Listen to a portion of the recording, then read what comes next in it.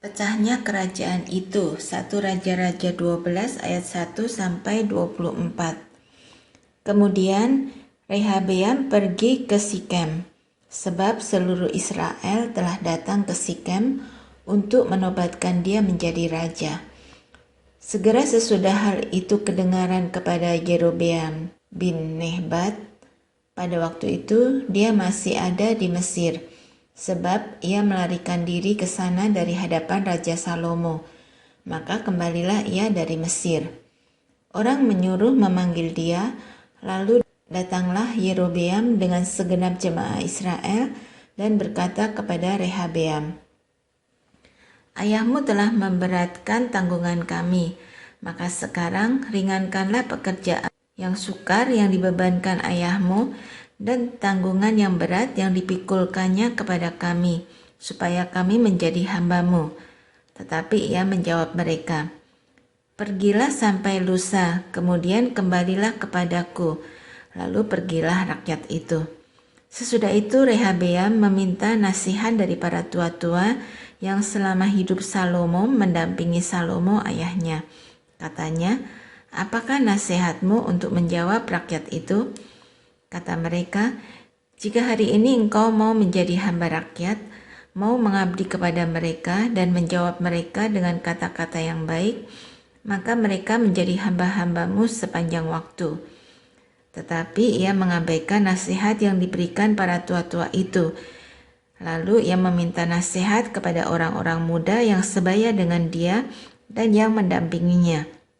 Katanya kepada mereka, "Apakah nasihatmu supaya kita dapat menjawab rakyat yang mengatakan kepadaku, 'Ringankanlah tanggungan yang dipikulkan kepada kami oleh ayahmu'?" Lalu orang-orang muda yang sebaya dengan dia itu berkata, "Beginilah harus kau katakan kepada rakyat yang telah berkata kepadamu, 'Ayahmu telah memberatkan tanggungan kami, tetapi engkau ini berilah keringanan kepada kami.' Beginilah harus kau katakan kepada mereka, 'Kelingkingku lebih besar daripada pinggang ayahku. Maka sekarang ayahku telah membebankan kepada kamu tanggungan yang berat, tetapi aku akan menambah tanggungan kamu. Ayahku telah menghajar kamu dengan cambuk, tetapi aku akan menghajar kamu dengan cambuk yang berduri besi." Pada hari lusanya, datanglah Yerobeam dengan segenap rakyat kepada Rehabeam, seperti yang dikatakan raja, "Kembalilah kepadaku pada hari lusa." Raja menjawab rakyat itu dengan keras. Ia telah mengabaikan nasihat yang diberikan para tua-tua kepadanya. Ia mengatakan kepada mereka menurut nasihat orang-orang muda, "Ayahku telah memberatkan tanggungan kamu, tetapi aku akan menambah tanggunganmu itu. Ayahku telah menghajar kamu dengan cambuk, tetapi aku akan menghajar kamu dengan cambuk yang berduri besi." Jadi raja tidak mendengarkan permintaan rakyat, sebab hal itu merupakan perubahan yang disebabkan Tuhan, supaya Tuhan menepati firman yang diucapkannya dengan perantaraan Ahia, orang Silo, kepada Yerobeam bin Nebat. Setelah seluruh Israel melihat bahwa raja tidak mendengarkan permintaan mereka, maka rakyat menjawab raja, "Bagian apakah kita dapat daripada Daud? Kita tidak memperoleh warisan dari anak Isai itu. Ke kemahmu, hai orang Israel, uruslah sekarang rumahmu sendiri, hai Daud." Maka pergilah orang Israel ke kemahnya, sehingga Rehabeam menjadi raja hanya atas orang Israel yang diam di kota-kota Yehuda. Kemudian Raja Rehabeam mengutus Adoram yang menjadi kepala Rodi. Tetapi seluruh Israel melontari dia dengan batu, sehingga mati. Bahkan Raja Rehabeam hampir-hampir tidak dapat menaiki keretanya untuk melarikan diri ke Yerusalem. Demikianlah mulanya orang Israel memberontak terhadap keluarga Daud sampai hari ini. Segera sesudah seluruh Israel mendengar bahwa Yerobeam sudah pulang, maka mereka menyuruh memanggil dia ke pertemuan jemaah. Lalu mereka menobatkan dia menjadi raja atas seluruh Israel. Tidak ada lagi yang mengikuti keluarga Daud selain dari suku Yehuda saja. Ketika Rehabeam datang ke Yerusalem, Ia mengumpulkan segenap kaum Yehuda dan suku Benyamin, 180.000 teruna yang sanggup berperang untuk memerangi kaum Israel dengan maksud mengembalikan kerajaan itu kepada Rehabeam, anak Salomo. Tetapi datanglah firman Allah kepada Semaya, abdi Allah, demikian. Katakanlah kepada Rehabeam, anak Salomo, raja Yehuda, dan kepada segenap kaum Yehuda dan Benyamin dan kepada selebihnya dari bangsa itu, beginilah firman Tuhan.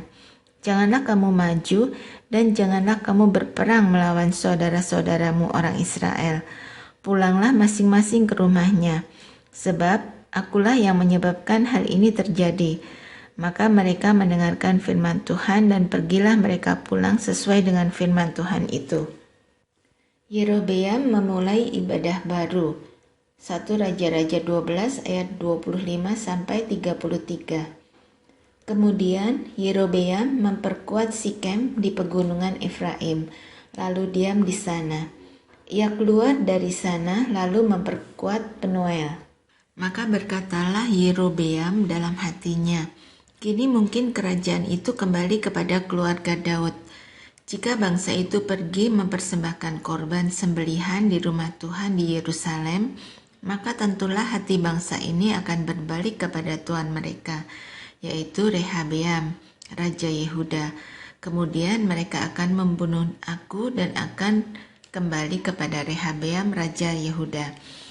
Sesudah menimbang-nimbang, maka raja membuat 2 anak lembu jantan dari emas, dan ia berkata kepada mereka, "Sudah cukup lamanya kamu pergi ke Yerusalem. Hai Israel, lihatlah sekarang Allah-Allahmu yang telah menuntun engkau keluar dari tanah Mesir." Lalu ia menaruh lembu yang satu di Betel dan yang lain di tempatnya di Dan. Maka hal itu menyebabkan orang berdosa, sebab rakyat pergi ke Betel menyembah patung yang satu dan ke Dan menyembah patung yang lain.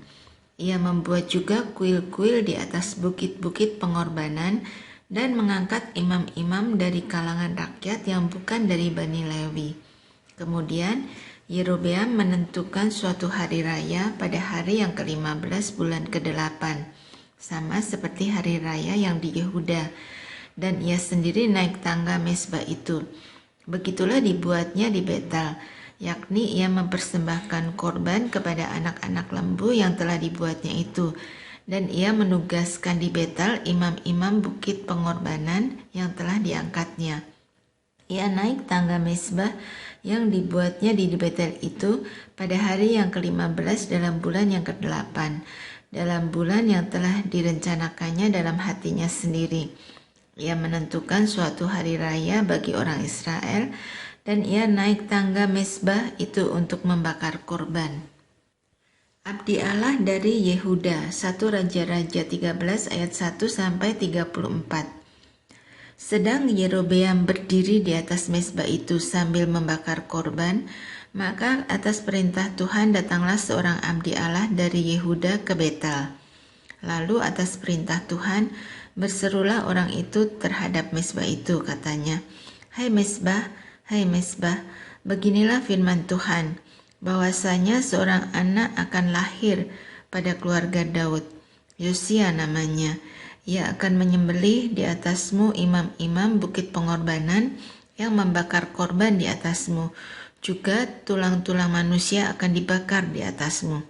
Pada waktu itu juga ia memberitahukan suatu tanda ajaib, katanya, inilah tanda ajaib, bahwa Tuhan telah berfirman, bahwasanya mezbah itu akan pecah, sehingga tercurah abu yang di atasnya. Demi Raja Yerobeam mendengar perkataan abdi Allah yang diserukannya terhadap mezbah di Betel itu, ia mengulurkan tangannya dari atas mezbah dan berkata, tangkaplah dia. Tetapi tangan yang diulurkannya terhadap orang itu menjadi kejang, sehingga tidak dapat ditariknya kembali.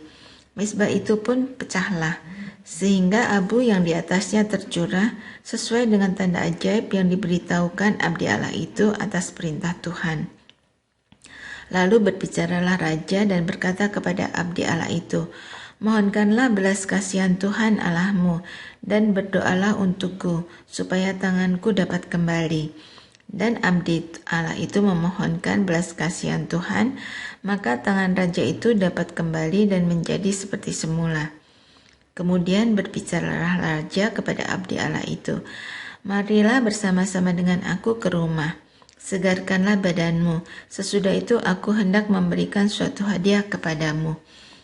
Tetapi abdi Allah itu berkata kepada raja, "Sekalipun setengah dari istanamu kau berikan kepadaku, aku tidak mau singgah kepadamu.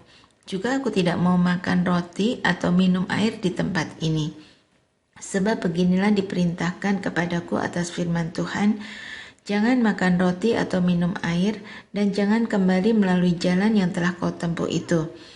Lalu pergilah ia melalui jalan lain dan tidak kembali melalui jalan yang telah diambilnya untuk datang ke Betel. Di Betel diam seorang nabi tua. Anak-anaknya datang menceritakan kepadanya segala perbuatan yang dilakukan abdi Allah pada hari itu di Betel. Mereka menceritakan juga kepada ayah mereka perkataan yang dikatakannya kepada raja.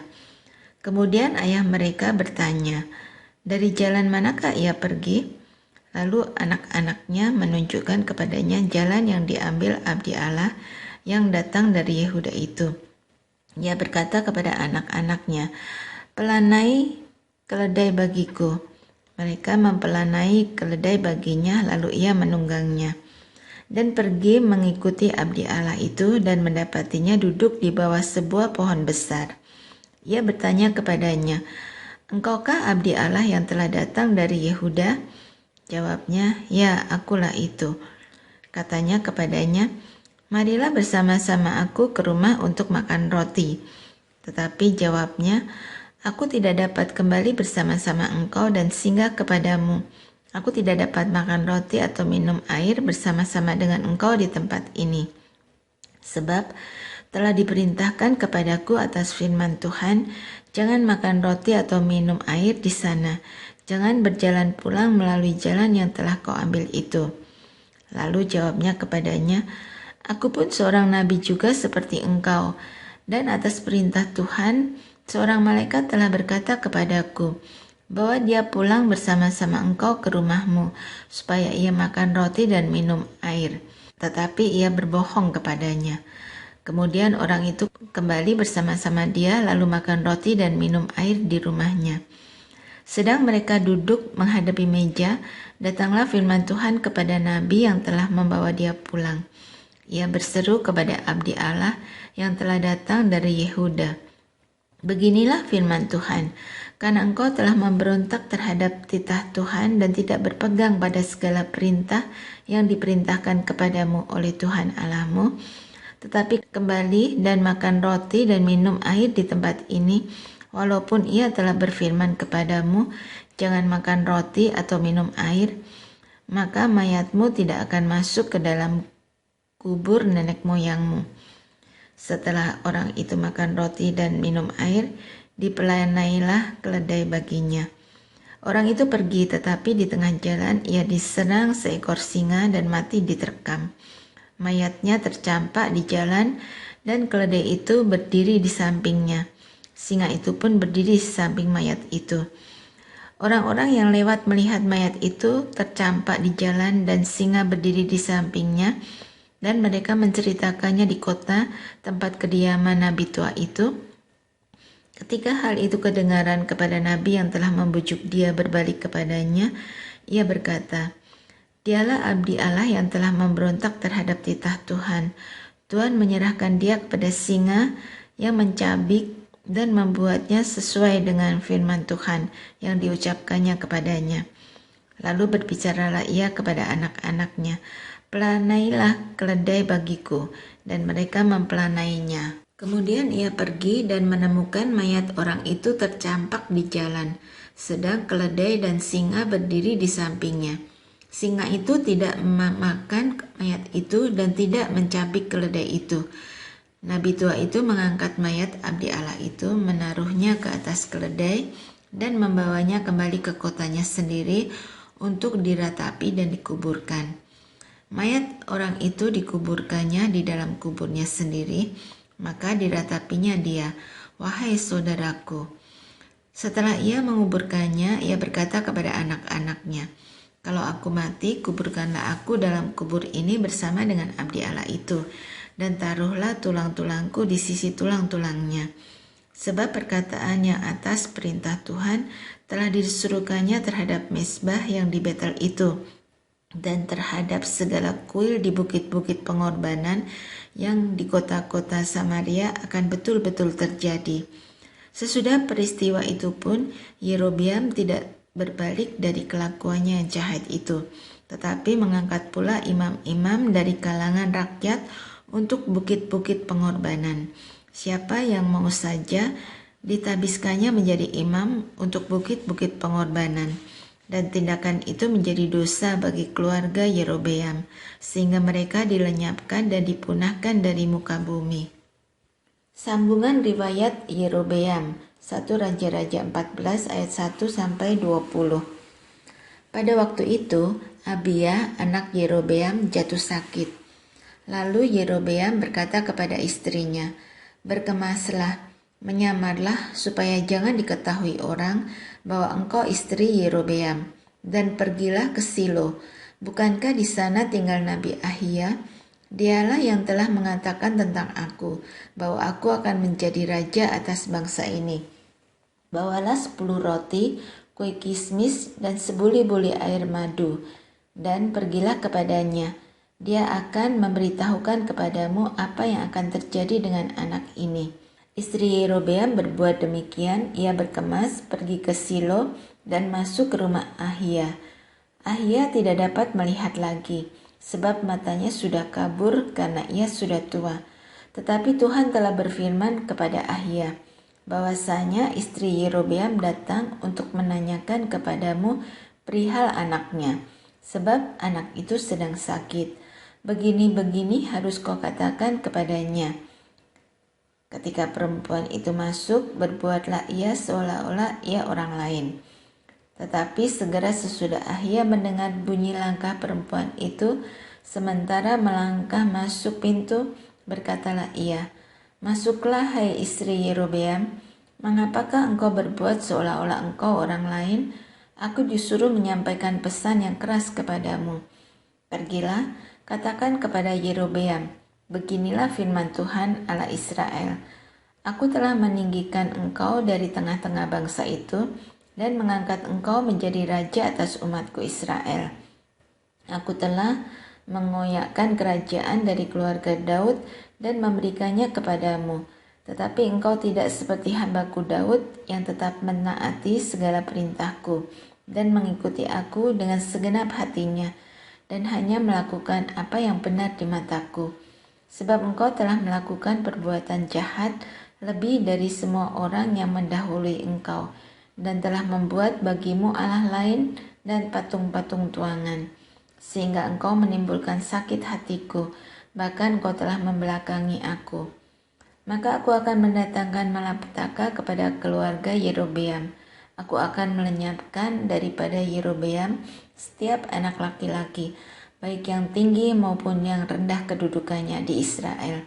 Aku akan menyapu keluarga Yerobeam seperti orang menyapu tahi sampai habis. Setiap orang daripada Yerobeam yang mati di kota akan dimakan anjing, dan yang mati di padang akan dimakan burung yang di udara. Sebab Tuhan telah mengatakannya. Tetapi bangunlah dan pulang ke rumahmu. Pada saat kakimu melangkah masuk kota, anak itu akan mati.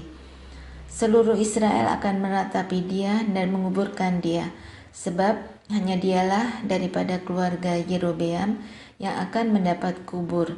Sebab di antara keluarga Yerobeam hanya padanya lah terdapat sesuatu yang baik di mata Tuhan Allah Israel. Dan Tuhan akan membangkitkan baginya seorang raja atas Israel yang akan melenyapkan keluarga Yerobeam, seperti kenyataan sekarang ini. Kemudian Tuhan akan menghajar orang Israel sehingga tergoyah-goyah seperti gelapah di air, dan ia akan menyentakkan mereka daripada tanah yang baik ini yang telah diberikannya kepada nenek moyang mereka. Ia akan menyerahkan mereka ke seberang sungai Efrat sana, oleh karena mereka telah membuat tiang-tiang berhala mereka, dan dengan demikian menyakiti hati Tuhan. Ia akan melepas tangan terhadap orang Israel oleh karena dosa-dosa yang telah dilakukan Yerobeam, dan yang mengakibatkan orang Israel berdosa pula. Sesudah itu bangkitlah istri Yerobeam dan pergi. Lalu sampailah ia ke Tirsa. Pada saat ia masuk melangkahi ambang pintu rumah, matilah anak itu. Mereka menguburkannya dan seluruh Israel meratapi dia sesuai dengan firman Tuhan yang diucapkannya dengan perantaraan hambanya, Nabi Ahia. Selebihnya dari riwayat Yerobeam, bagaimana ia berperang dan bagaimana ia memerintah, sesungguhnya semuanya itu tertulis dalam kitab sejarah raja-raja Israel. Lamanya Yerobeam memerintah ada 22 tahun. Kemudian ia mendapat perhentian bersama-sama dengan nenek moyangnya. Maka anaknya menjadi raja menggantikan dia. Sambungan riwayat Rehabeam, 1 Raja-Raja 14 ayat 21 sampai 31. Adapun Rehabeam anak Salomo, ia memerintah di Yehuda. Rehabeam berumur 41 tahun pada waktu ia menjadi raja, dan 17 tahun lamanya ia memerintah di Yerusalem, kota yang dipilih Tuhan dari antara segala suku Israel untuk membuat namanya tinggal di sana. Nama ibunya ialah Naamah, seorang perempuan Amon. Tetapi orang Yehuda melakukan apa yang jahat di mata Tuhan, dan mereka menimbulkan cemburunya dengan dosa yang diperbuat mereka, lebih daripada segala yang dilakukan nenek moyang mereka.